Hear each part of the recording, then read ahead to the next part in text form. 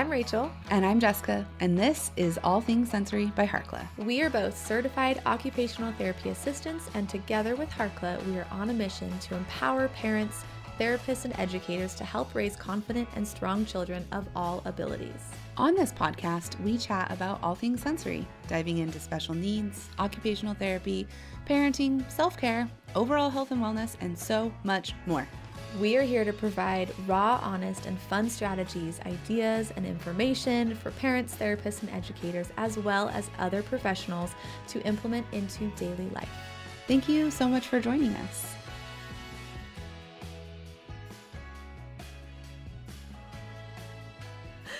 Hello there. Welcome to another episode, your favorite podcast. This is All Things Sensory by Harkla. I'm Rachel. And I'm Jessica. And we have a couple of questions to start this episode with. First one, is your child clumsy? More clumsy than we would consider normal or typical? Does your child have poor balance, resulting in falling or tripping or inability to complete simple balance activities? Or do they seem to struggle with simple motor tasks like skipping, for example? So, really quick, before we tell you why we asked those questions, we want to let you know that we have a podcast episode on sensory processing disorder. It is the Myths About SPD, and it is episode 181, as well as we have an episode on one of the subtypes of SPD, sensory modulation disorder, episode 123. We also have a 1-hour training where we dive into sensory processing disorder and discuss what it is, and we share some simple strategies to help you if your child does have SPD, and we will link that in the show notes for you to check out. Now, so why did we ask those 3 questions in the very beginning? We have a topic today that is a little bit more, I don't want to say scientific because it's all scientific.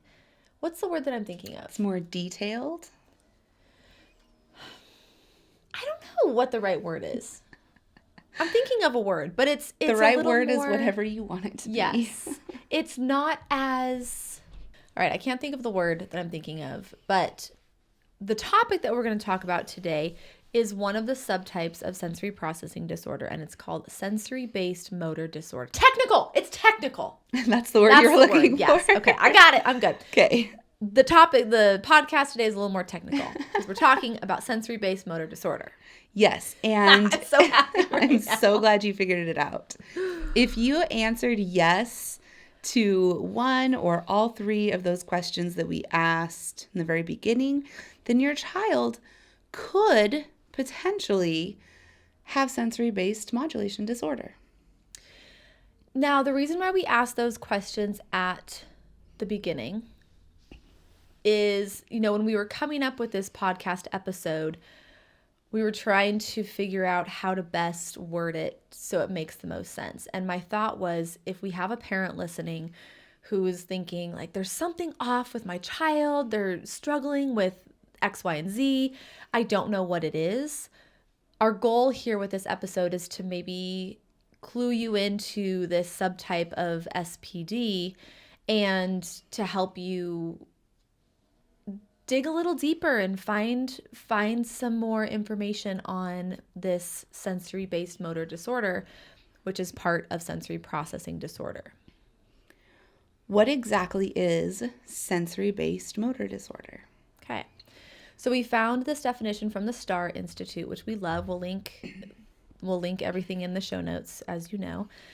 But sensory-based motor disorder is difficulty with balance, motor coordination, and the performance of skilled, non-habitual and/or habitual motor tasks. Let's be a little more specific. This is going to be a child who falls frequently while walking, or they trip very, very easily. This could be a child who maybe bumps into objects within their environment. They seem very clumsy. This could be a child who is sitting at their desk at school and they just fall out of their chair. Maybe they can't perform simple balance activities, such as balancing on one leg while putting on their pants. They struggle to play sports and coordinate their body for completing those sporting activities. Maybe they're the ones who just avoid ball games because they're too difficult. This is a child who cannot plan and execute gross motor activities. This includes animal walks or jumping rope. I always think of skipping. And skipping. That's always my, like when a child is really struggling to learn to skip. Yep. I'm like, oh, okay. Let's find out why. That's one of them. They might be hesitant with movement activities. They might also be a little gravitationally insecure or slow to move and coordinate their body, slower than their peers. Mm-hmm. They might struggle with fine motor tasks, such as tying their shoes. And they might fatigue easily, or they might seem to fatigue easily. They might have low endurance. They might have low muscle tone as well. Mm-hmm. So those are just, that's a pretty short list. Well, yeah. It's long but short. I don't know. I know what you mean. Yes. Now, 2 subtypes within sensory-based motor disorder are dyspraxia and postural disorder. This is where it gets kind of confusing. Like if you're watching us on YouTube and you can see us, think of it as like a tree, right? Mm-hmm. So you've got 2 different subtypes here, but you also have this one here. Yeah, it's like the family tree where it like comes down and goes in different directions. We will link this visual in the show notes. So you can click the show notes and see it for yourself to understand. So sensory-based motor disorder is on one of the trees, and then under that one is dyspraxia and postural control as 2 separate little trees. We'll talk about dyspraxia first. I'm so bad at explaining It's the branches. It's not different branches. trees. It's the Yes, branches. there we go. Or the roots. Okay. Yes. Okay. Dyspraxia has also been called developmental coordination disorder, but this is going to be when a child has trouble processing sensory information, and it results in problems planning and carrying out new motor actions. Okay. So they might have difficulty in forming a goal or an idea, planning a sequence of actions, and performing new motor tasks. And so I do want to say we do have a podcast episode on motor planning, and we will link that in the show notes as well, because that's a good episode to follow up this one with. Yep. So, or vice versa. Yes. Just listen to all of them. But these individuals with dyspraxia are going to be clumsy, awkward, accident prone. They might break toys unintentionally, very accidentally. They're going to have poor ball skills and challenges with sports, and then trouble with fine motor activities as well. Mm-hmm. And these might be the kiddos who just prefer those sedentary activities, and maybe they're really good at playing it off that they don't really want to go play soccer or they don't want to do PE because it's not interesting to them, whereas maybe it's because they struggle with motor planning and they struggle with verbalization and fantasy play, like pretend play. Like they just don't know how to come up with those ideas, execute them, come up with the plans. Like there's just no fluidity there. Mm-hmm. Yep. Okay, so then postural disorder is the impaired perception of position of the body, poorly developed movement patterns that depend on core stability. So it appears that they have a weak core and poor endurance.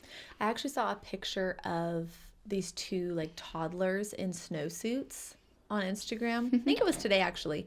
And it was like, this one has good control. This one has good, core strength. And this one does not have good core strength. And they were like twins or something. And one was in their big snowsuit and they were sitting up nice and straight.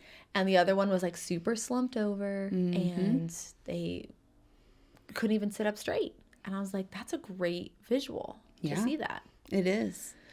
Yeah, so you have to have postural stability in order to keep your body upright against gravity and maintain your balance. Now, this postural stability can be broken down into static and dynamic functions. So static posture meaning still, when you're holding a position against gravity without moving. And then dynamic, ever changing, is how you keep your balance while you're moving. So we think about that one in OT, a child on a swing, right? Or for static, we're thinking of balancing on one foot. I mean, that's pretty simple, but yeah. Yes. So postural control, postural stability, all parts of just keeping your body upright, moving against gravity, maintaining your balance for coordinated movement activities. I also found it interesting that your postural control contributes to your body schema, or the internal map of where you and your body parts are in relation to gravity. So recognizing where you are in space, kind of similar to your proprioceptive system, your somatosensory processing. It tells you where you are. Are you sitting up straight? Are you slouching? Are you falling over to the side? Yep. And then we also have reflexive postural reactions, which help your body recover if you're bumped into or if you're knocked off balance. So this would be if you think about if you trip and you regain your balance so that you don't fall over. That's a reflexive postural reaction. I'm thinking of the kiddo in line at the bus stop and someone bumps into them and they fall over. Just completely fall over. Yep. And not on purpose either. Yep. Not like, oh, I'm being silly. And this is also going to be when you do go to fall, are you reaching out automatically with your arms to catch your fall? Or do you not have that reflexive movement for safety? That's a big one. Yep. Yeah. Yep. Okay. If any of these things that we're talking about sound like your kiddos, or if you're a therapist, I'm sure you have clients with these challenges, what are activities that you can do to improve these areas? First, we also want to mention that if you are a parent and any of these sound like your child and you're not currently receiving any therapy services, whether it's OT or PT, we do recommend talking with your pediatrician because oftentimes these challenges interfere with your child's ability to get through their day successfully and being able to interact with their peers and complete those social activities. And if that's the case, we recommend therapy every time. Definitely. Every time. Our podcast is great. Of we course share it is. a lot of great information, but nothing replaces that in-person therapy. Exactly. But Okay. in the meantime, what can you do? Some activities. So we found a research article that looked at rock climbing and its connection to this postural control, this motor disorder. And they found that rock climbing can be a successful modality to help improve dyspraxia, postural disorders. Well, if you think about it, rock climbing requires a lot of different skills. A lot. You have to have the postural stability to keep your body upright and maintain that control while your arms and your legs are moving and pulling and pushing yourself. I just think about how hard it is when you have like all four of your limbs on the rock wall and you have to reach your arm up to the next rock, and how you have to contract all of your muscles on that one side of your body, your core, And the opposite. to be able to reach for that next rock. Yep.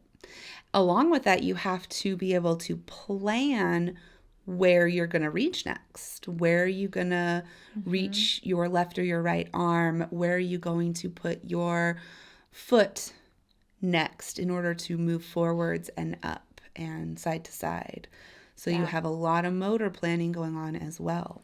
We'll see kiddos who, like in therapy, who will almost like freeze or get stuck when they're doing a rock climbing activity, because a lot of clinics have rock climbing walls, like As short they should. rock climbing walls. Absolutely, yes.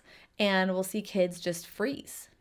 And maybe they have the strength to do it, but they don't have that motor planning, that coordination ability. Or maybe they don't have the strength and stability to hold themselves up against gravity and move their arms and legs away from their core to complete the rock climbing. So keep practicing rock climbing. Yes. Get a rock climbing membership if you have a gym nearby. The YMCA typically has a rock wall. That's nice. Yeah. Okay. So Cool. there you go. All right, the next one, Bosu ball activities. So if you don't know what a Bosu ball is, it's like a therapy ball or a yoga ball, but it's flat on one side and it has a rubber like base to it. Or plastic sometimes. Plastic, Yeah. yep. It's usually like an exercise piece of equipment. Yeah. So doing activities with the child standing, in quad on their hands and knees, sitting, jumping on it. It's a great activity. I love having the Bosu in front of a large crash pad and having the child run from a couple feet away and jump on the Bosu and then crash on the crash pad. Now, to make this extra challenging, to really work on the postural stability, they have to actually jump on the Bosu, say 5 times before they can jump and crash on that crash pad. I like turning the Bosu ball over so the ball part is on the ground and the flat part is where their hands are, and doing activities with their upper body, whether it's like a plank or putting like a maze activity, like a ball maze on the top, and they have to roll it and move it around. That's a fun one too. If you are looking for more resources for Bosu ball activities, therapy ball activities, video lessons, video activities, we do have our gross motor skills course available for you to take advantage of. And that'll be linked in the show notes. Dun, dun, dun. Speaking of therapy ball activities, this is a great one to do for our kiddos with postural stability challenge as well. So grab a therapy ball and have your child just sit on the ball during seated activities. Have them bounce on the ball and really work on that postural control. Have them lay on their stomach over the ball and walk out on their hands while maintaining their legs on the therapy ball. All of these are really going to challenge that postural stability. Yep. Another activity, just balancing on one foot, hopping on one foot, ski jumps if you have a line, and having the child hop over the line with 2 feet, jumping rope. Skip ball was one that we had to look up to try to figure out what the name was. I did it as a kid. I loved it. It's where you have like a hoop on one side and it goes on your ankle with a string attached and a ball on the other side. And you have to throw it around and skip over it. Yeah, you have to really it takes a lot of coordination. It does. That's a fun one though. Yes. So any of those, balancing, hopping, jumping activities are great for both the motor planning component and that postural stability component. Yep. And then swinging. We love swinging. Now, for this specific one with the postural stability, we want to recommend swinging on open, unenclosed swings. So a simple playground swing is a great example. They have to maintain that upright position without leaning onto any part of the swing.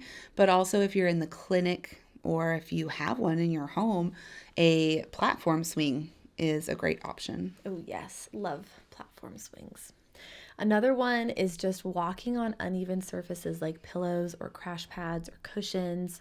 But this one we just want to be careful of, make sure that we're disclaiming and letting you know that these children who struggle with dyspraxia and postural disorder are definitely more prone to injury. They're often having lower muscle tone, so just be cautious that they are walking and being careful. Yeah. Going along with walking on uneven surfaces, you can do balance beam activities. So using an actual balance beam or balance buckets is great, but if you don't have those items, you can just simply use painter's tape and put some painter's tape on the floor and have your child walk along it like a tightrope. Have them jump along it or walk sideways along it or do animal walks along the painter's tape or the balance beams or the balance buckets. Really change it up, and you can even ask your child to come up with different ways to move along the balance items, and then you're really going to be working on that motor planning. Wow, that was great. I know. Lots of good activities with painter's tape. I love so painter's much. tape. Another one is using the scooter board.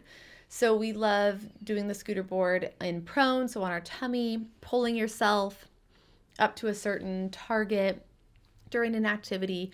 Supine, so on your back. working on your neck flexors, your core strength, and then just sitting as well, propelling yourself forwards and backwards, side to side. I love using a rope with the scooter board. If your feet aren't on the ground or if you're on your tummy. Yes, exactly. Cool. Yep. Another one of our favorites is obstacle courses. So first, you want to start with having your child follow an obstacle course that you have set up so that they kind of understand how it works. And then once they understand that, you can have them start planning their own obstacle courses. So this works on all areas of praxis. They come up with an idea, they plan it out, they set everything up, and then they complete it. One more is a trampoline, but we want to, again, disclaimer. We just claimed this whole episode. Trampolines are, I have a love-hate relationship with trampolines. They're great for so many reasons, but I just don't want to get a kid on a trampoline that is too young or too weak and they end up getting hurt. So err on the side of caution with a trampoline. The mini trampolines are a good place to start, especially if your child has low muscle tone. As long as your child is doing the bouncing on their own. Maybe get the one with a handle on it. Yep. Yeah. Yep. Yeah. Okay. There's all of the ideas. Okay. I do also want to share another little research article that I found connecting ADHD and these postural disorders, dyspraxia and postural disorder. And the article kind of explains that this postural stability is acquired over time as a child matures, usually by the age of 7. So keep that in mind. But what's not understood is the developmental profile of children with ADHD. And the study found that these children have an increased velocity of postural sway than normal. So these kiddos might struggle with, like we mentioned already, sports, bumping into things, lacking bounce when they're walking and running. I thought that was really interesting. Just very military type very walking. Stiff. Yeah. Very stiff. It's also important to remember, and this is going to go on to it could go on to a whole different subject, but ADHD is an executive functioning disorder. And when you look at executive functioning skills, that's including a lot of the same skills that are required for motor planning. So it's all connected. It is all connected. Yes. I will link, we will link all of the resources that we used for this episode. We'll link the visuals that we use that are helpful for you to take advantage of and just learn more about it. If you are a parent listening and you're like, oh my gosh, this kind of sounds like my kiddo, definitely chat with your pediatrician. Definitely seek out that OT evaluation, PT evaluation. Just try to learn more about why and find that underlying cause. Instead of just saying, oh, my kid's clumsy. That's just how they are. Well, let's look a little deeper and see if we can figure out why. Always find the why. Find the why. Let us know your thoughts on this episode. Was it helpful? Was it confusing? Did you get some new ideas? Was it confusing? Were we all over the place? Was it too technical? Now that I know that's the word that I was thinking of. Let us know. Yeah. Okay. If you are listening on iTunes, leave us a review. That would be fantastic. It was helpful. If you're watching us on YouTube, like this video and share it with your friends. If you didn't know that we are streaming our podcasts on YouTube, head to Harkla on YouTube, search Harkla, Harkla, and you can watch our podcast live and you can see us regulating our sensory systems while we're podcasting. Rocking our chairs side to side constantly. Oh gosh, I love it. Well, we're out of here and we'll talk to you next week. Okay, bye. Thank you so much for listening to All Things Sensory by Harkla. If you want more information on anything mentioned in the show, head over to harkla.co/podcast to get the show notes. If you have any follow-up questions, the best place to ask those is in the comments on the show notes or message us on our Instagram account, which is at Harkla_family or at All Things Sensory Podcast. If you just search Harkla, you'll find us there. Like we mentioned before, our podcast listeners get 10% off their first order at Harkla. Whether it's for one of our digital courses or one of our sensory swings, the discount code SENSORY will get you 10% off. That's SENSORY. Head to harkla.co/sensory to use that discount code right now. We are so excited to work together to help create confident kids all over the world. While we make every effort to share correct information, we're still learning. We will double check all of our facts, but realize that medicine is a constantly changing science and art. One doctor or therapist may have a different way of doing things from another.